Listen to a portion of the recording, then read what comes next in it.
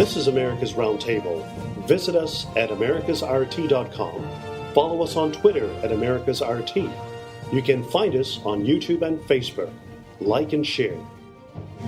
We're delighted to have Peter Brookes join us this morning. He's a senior fellow and former Deputy Assistant Secretary of Defense.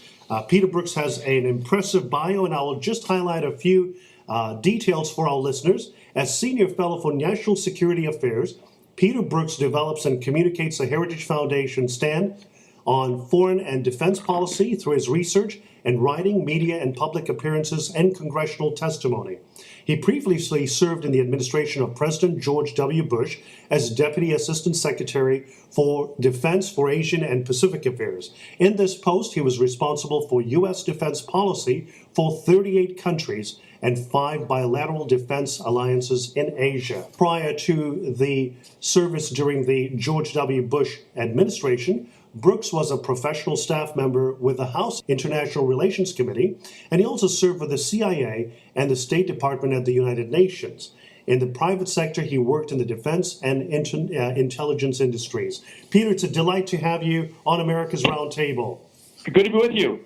As we were talking over the past few years about the rise of China, it would be remiss of me not to mention Samuel Huntington's book, The Clash of Civilizations, where he specifically communicated concerns about China and its rise and a potential threat to the United States and to the West. And in your most recent op-ed that was actually published in the Boston Herald, you also give greater details to some of your concerns. And in that regard, Peter, should we consider China a friend or a foe? Well, that's hard to say. That's a very important question. Some people call it a frenemy, a friendly enemy. China's future course is quite undeclared. Its intentions, its strategic intentions are not known. They may not even be known to the Chinese leadership themselves. In fact, China will undergo a major decade-long leadership change early next year, actually starting this fall and into early next year, where they'll pick new leaders for the country that have already served, the ones that have served for 10 years. It's hard to say. I mean, there's things to be concerned about. China's, a rising power. Its economic power, it's the world's second largest economy. It's also developing its military to a great extent, has the world's second largest defense budget, and it's becoming increasingly powerful because of these things politically. So the big question is what does China have in store for the rest of the world? It's a country that can have a significant amount of influence, and I think it can serve as either a stabilizing or a destabilizing factor in the international system in the years to come. In fact, Peter, in your op-ed piece, you highlighted some of the concerns arising from the dispute in the South China Sea Islands. And you've noted that even countries such as Vietnam, the Philippines, Malaysia, and Taiwan have certainly claimed certain territory in places as well. But also you made a note about the fact that there is an estimate that the seabed could hold more than 200 billion barrels of oil and nearly 900 trillion cubic feet of natural gas. That is significant, as you mentioned. And how do you see this all playing out with China's greater role in the region and the concerns outlined by some of its neighboring countries?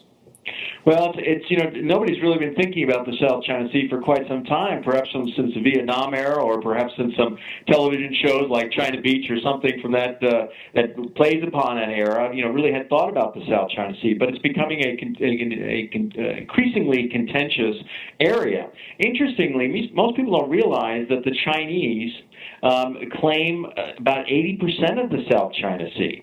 Most people think that this is unreasonable. There are other countries that contest those claims, but the Chinese say, because of historical and legal reasons, that they actually have right to 80% of the South China Sea. Now, the South China Sea runs about 1.5 million square miles. It's a big place. A lot of commercial traffic passes through there. I mean, trillions of dollars of shipborne trade pass through there. We have a huge amount. I mean, we actually, more than half of our trade is with Asia today.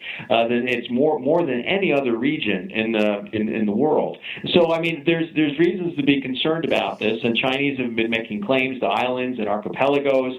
They're obviously interested in the resources that might lie below the South China Sea. There have been some sharp elbows thrown between them and neighbors and others, such as the Philippines and Vietnam. Even the United States and China have had a rhetorical sort of a battle going on over the issues of the South China Sea. The countries which are dwarfed by China are very, very concerned.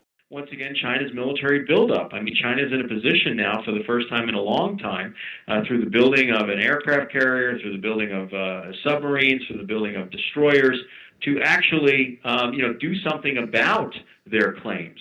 I mean, for many, many years, China was basically would say, this is ours, and they said Chinese fishing ships, or we'd see the Chinese Coast Guard. Now China is talking about actually militarizing one of the islands that it claimed, and actually took after a fight with Vietnam back in the 1970s.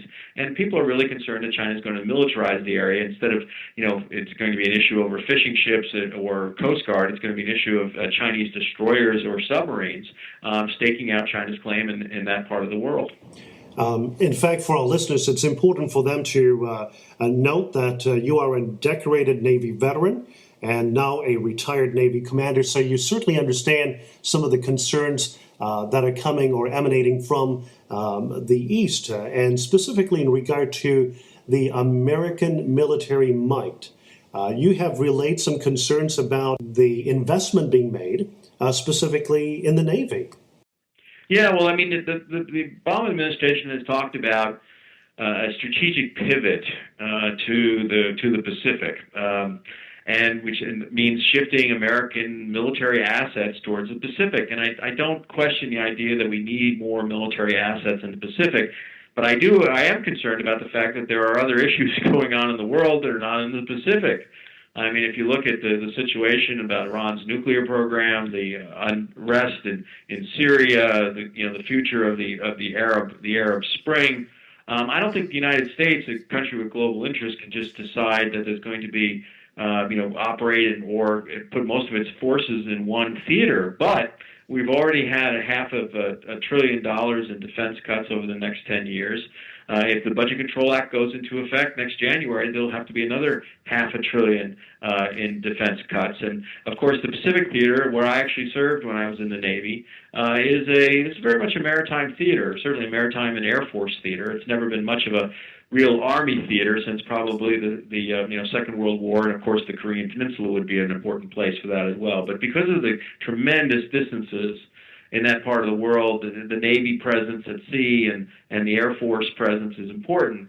But the Navy is getting much smaller. The Navy feels they need, over 300 ships, and it looks like the Navy's on a trajectory right now to have less than 300 ships. In fact, it's possible that in the coming years we could have the smallest Navy since any time since World War I. That's right, I said World War I. And so that's very small. Of course, the ships were a bit different in World War I than they were today. But the fact of the matter is you do need a certain amount of ships to provide presence. It takes a little bit of time for ships to get where they need to go. They need to show a presence, and we've got a tremendous amount of interest in what happens in the South China Sea, and of course in Asia because of the reasons I've already outlined. It is important, as you mentioned, about the Navy and the number of ships that we have now. Basically totaling what we had during the time of World War I, which is significant. You would anticipate that with some of these rising concerns that there would be an emphasis made on making sure we shore up our resources in those specific areas. And for our listeners, as we all are well informed, about 90% or even more than that of our trade is done by sea. So that is an important fact that you've mentioned indeed.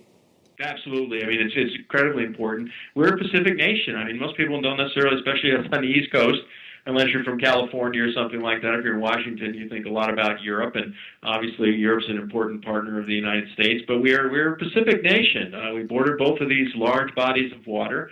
It's important that we are able to protect and advance our interests in that part of the world, especially the fact that we have, friends and allies. We have several, defense relationships out there, including one with the Philippines, which is a defense treaty ally of the United States.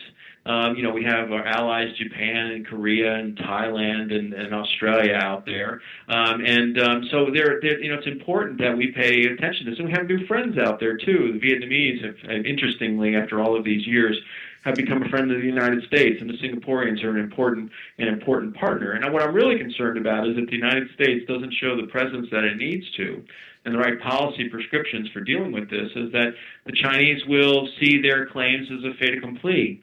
And somebody actually, I wish I had said this, but somebody actually described it as slicing the salami, basically taking little pieces of consolidating more and more of its claims through military garrisons or other things, and eventually it's a reality. So I think you have to be very, very careful. It's important as China rises that we shape its emergence, that it understands there are lines, especially red lines, for what they do, and hopefully that will hopefully that sort of peace through strength on the part of the United States and its partners will integrate China into the international system in a peaceful and stable way. And there are a lot of other scenarios out there that are much less appealing than that.